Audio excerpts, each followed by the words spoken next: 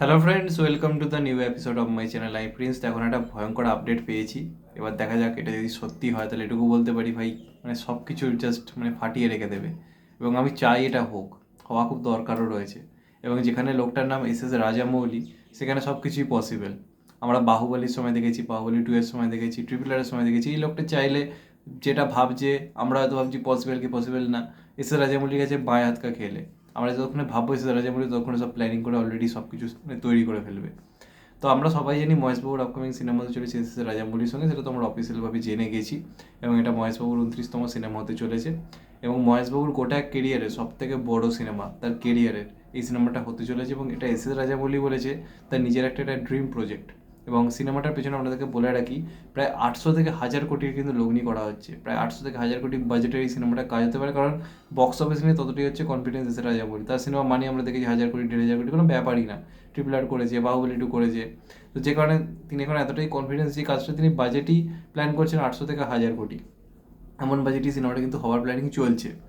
এবার এইখানে S S Rajamouli plus Mahesh Babu এটুকুই বক্স অফিস কাম্পি তার পক্ষে যথেষ্ট। এবং সেটা নর্থ ইন্ডিয়াতেও ভালো বিজনেস করবে।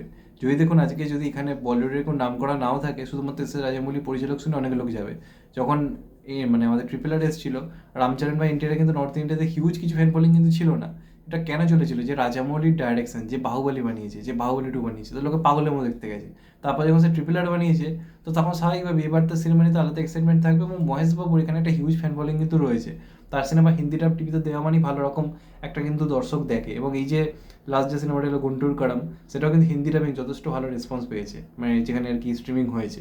তো যে কারণে মহেশবাবুর সিনেমা এস এস রাজামৌলির সঙ্গে আসছে, সেটা নর্থ ইন্ডিয়াতে চলার জন্য যথেষ্ট। কিন্তু এখন একটা ব্লাস্ট আপডেট সামনে এসেছে, যেটুকু জানা যাচ্ছে এই যে সিনেমাটা, যেটা বেসিক্যালি একটা জঙ্গল অ্যাডভেঞ্চার মুভি হতে চলেছে, এখানে নাকি একটা ভয়ঙ্কর ভিলেনের চরিত্রে ঋত্বিক রোশনকে ভাবা হচ্ছে।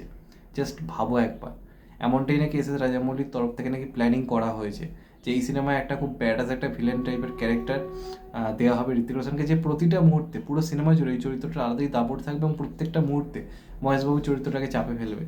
তো মহেশবাবু ভার্সেস ঋত্বিক রোশন, আমাদের এখানকার one of the biggest superstar, তার সঙ্গে সঙ্গে ওখানের one of the biggest superstar, দুই সুপারস্টারের ফেস অফ। এবং পরিচালক কি এস এস রাজামৌলি। দুটো হিরোকে একসঙ্গে মেনটেন করতে পারে, এটা এস এস রাজামৌলি খুব ভালো পারে।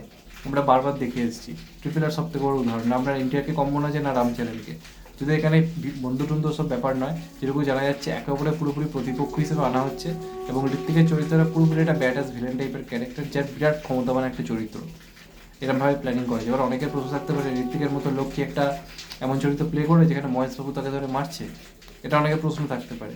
তো এস এস রাজামৌলি যখন ভাবছে সেই ভিলেন চরিত্রের মধ্যে এমন কিছু একটা রয়েছে যেটার জন্য সে ঋত্বিককে ভাবছে, তাহলে সে তো যাকে তাকে নিতেই পারতো।